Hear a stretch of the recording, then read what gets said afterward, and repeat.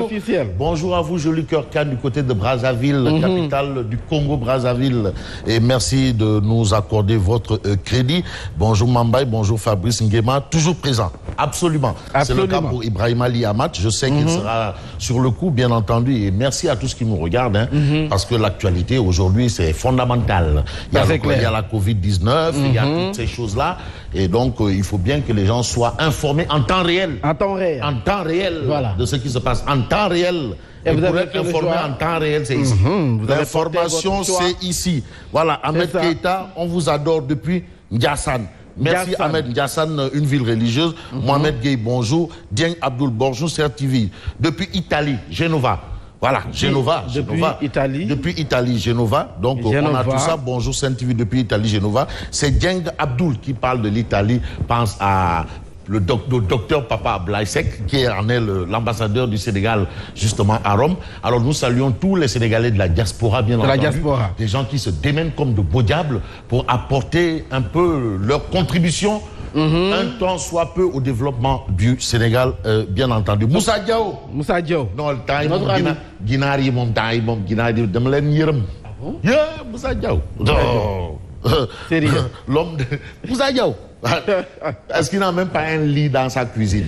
Ouais, Pichbouyengu dans la zone de Centenaire et autres là. C'est notre ami de Koloban. Il dénonce. Koloban, il dénonce. Ah ouais, il est aux aguets. Grand activiste, c'est ça un activiste, Moussa Diaw. C'est un activiste vrai. Bon, alors, bien de choses à tout le monde. Et qu'est-ce qu'on peut retenir, Mambaye? On peut retenir que le Sénégal bouge. Les gens sont à l'affût de l'actualité. Et l'actualité aujourd'hui, c'est la Covid-19. La Covid-19. Absolument. Et puis, entre-temps, on fait un clin d'œil au Dougoutigui. Le Dougoutigui. Qui est en mode punkel.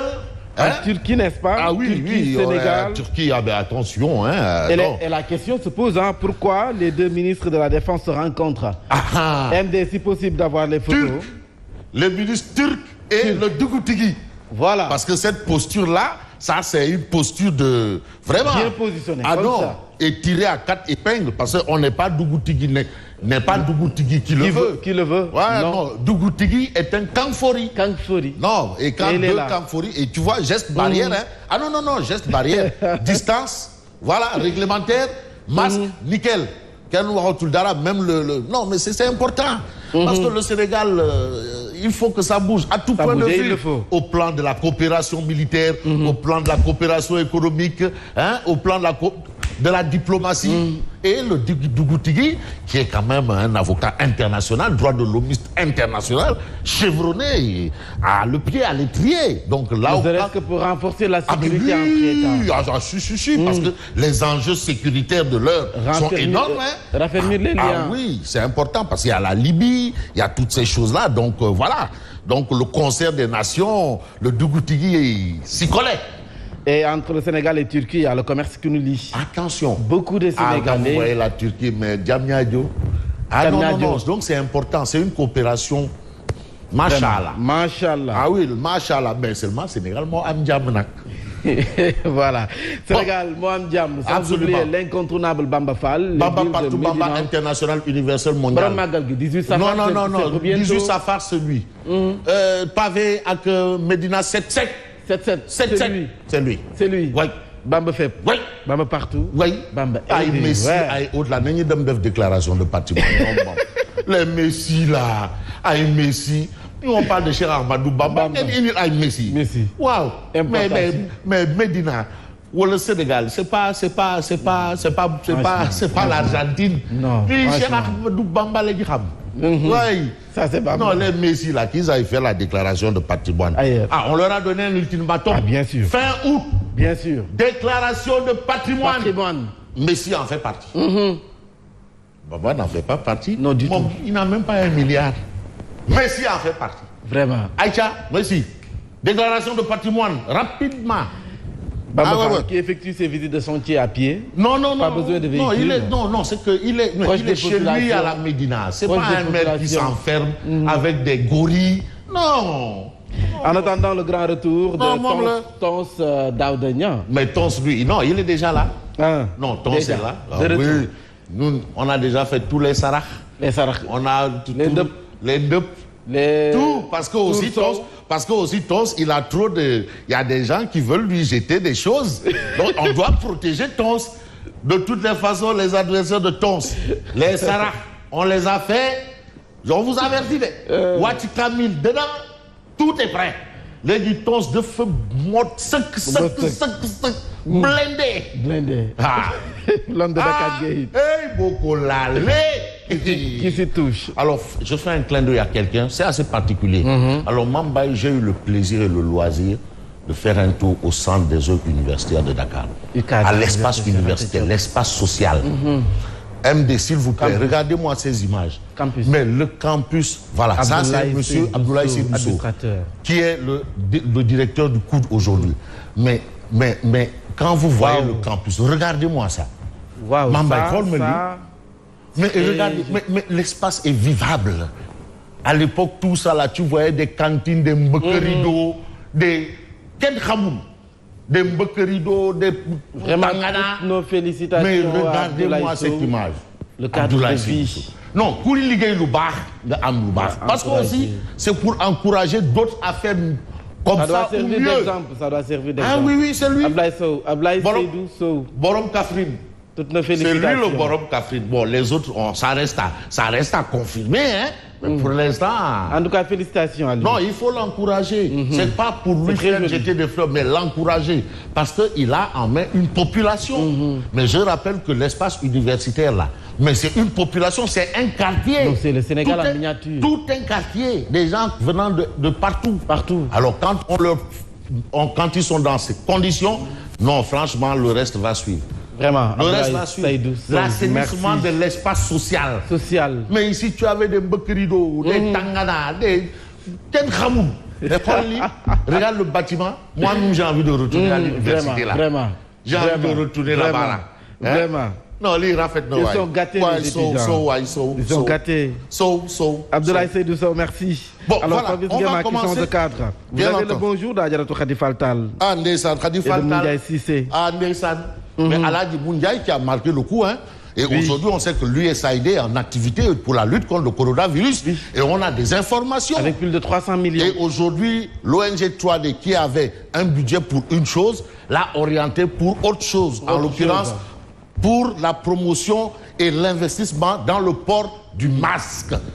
C'est ce qu'on appelle la science avec conscience. Avec conscience. Science sans conscience n'est que ruine de l'âme. Alors, Rabelais, c'est Rabelais. Bon, débat autour de la tenue du Magal en pleine crise sanitaire.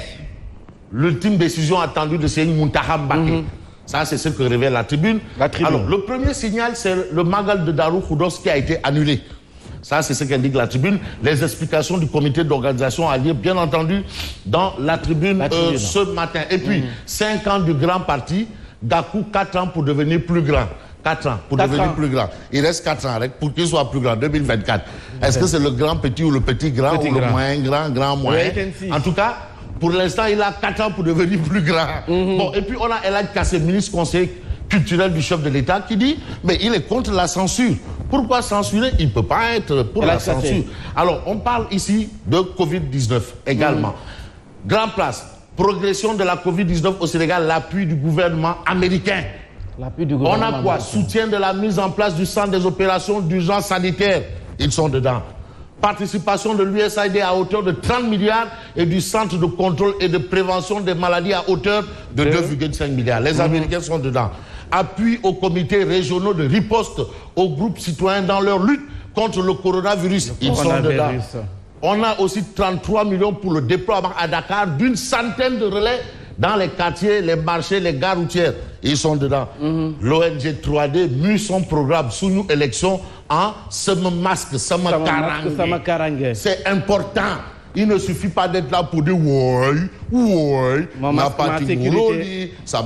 Mademba. Non. Alors, on a Moundiaye Cissé, Aladji Moundiaye Cissé. Sensibiliser sur les élections, c'est bien. Mais la pandémie devient une priorité sur tout. C'est de l'art. Sensibiliser sur les élections, c'est de l'art. Et là, je reprends l'art pour l'art, c'est bien. Mais l'art pour le progrès, c'est mieux. C'est mieux. Voilà, là, il y a une situation. Et il y a Dieu également. Ah, mais c'est normal. Alors, on peut s'intéresser au journal.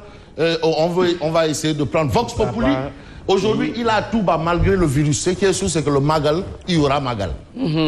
Magal sous geste barrière. Là, j'ai vraiment envie de savoir comment ça va se passer. Un Magal sous geste barrière. Nous, mon numéro. Parce que Magal, ça va, le Magal de Touba, en une semaine, tu peux avoir là-bas 3 à 4 voire 5 millions de personnes. Oui, dans l'espace de Cheikh Ahmadou Bamba. Un événement de taille. Ouais. Alors, on a ça. Il a tout bas, malgré le virus, Magal sous geste barrière. La décision du Khalif, organiser le Magal sous le respect des mesures édictées par les autorités du ministère de la Santé. On attend la suite parce que là, on essaie de comprendre que quand même, il y a des craintes, qu'on le veuille pas. Voilà. Et tu sais, le Magal, hein, à côté aussi, ça fait 250 milliards. Il y a des enjeux financiers aussi. Économiquement. Ah ouais. Mais, enjeux financiers ou pas, on peut retenir ce que nous livre Libération. Propagation du coronavirus au Sénégal, 4231 cas actifs signalés. 1159 contaminations, dont 679 issues de la transmission communautaire détectées entre le 9 et le 16 août.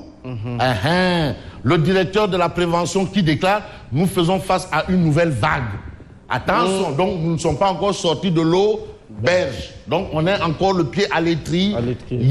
Et puis on peut retenir un fait clair et net, bien entendu. Self-service. Self-service parce que nous on bouge et on bouge avec le temps. On peut prendre par exemple source A. Alors, attitude de Maître Malick Sall, menace de radiation, abrogation des décrets, soutien de l'UMS au SYTJUST, les coups de Maître Aya Boun Malik. Ah oui, il réagit. Boun Malik Aya. Non, de Fedoy, il dit non, de Fedoy. Bon, qu'est-ce qu'on retient selon Sud Quotidien? En grève depuis plus de 2 mois, le SYTJUST met l'administration à l'arrêt. Il y a un problème, de gros problèmes même. Parce que la justice, c'est un peu le centre de tout ce qu'on peut imaginer. Hein. Et on peut imaginer quoi? On peut imaginer un fait. Et le fait est important, selon, bien entendu, Direct News. Alors, à la une de Direct News, on peut lire un autre scandale dans le financement des masques. Scandale, vous dites? Le pape de la DER. Oui. C'est le coordonnateur de la DER. Multiplie les dégâts. Ça, ouais, il gère la DER comme on gère. Parce que des dégâts, il y en avait. Ah non, c'est qu'il y avait des cadavres. Maintenant, il augmente des cadavres. Après les éleveurs, c'est au tour des tailleurs de se rendre compte que la DER est une structure qui obéit à la rapacité de son chef. Waouh. Ça, ouais, machallah. Le délégué général de la DER aura décidé seul d'allouer des financements à des startups sur des projets faibles en création d'emplois et qui ne profitent qu'à une minorité. À une minorité. Ah oui, un des projets tant vanté par Pape Sarr. DER, Djaï Mumbourou. Fumutolu, Ana Djaï Mumbourou. Ana Djaï Mumbourou. Djaï Mekechach, ça, Morganon. Djaï Mekechach. Djaï Mekechach. Où est le projet? Et puis Mbaye Gueye plaqué au lit par la maladie. Ça, on avait l'information. Le tigre de face. L'enfant de Moustapha Gueye. Ah, il est plaqué au lit. Personne n'est venu en aide à Mbaye Gueye. Sauf monsieur le directeur général de Direct News. Merci. Diogoy Faye. Au chevet du tigre de face. Il a apporté une modeste contribution, mais grande contribution. La preuve, c'est que même le tigre de face, lui-même, Mbaye, plaqué au lit par un AVC, a tenu à le remercier en live.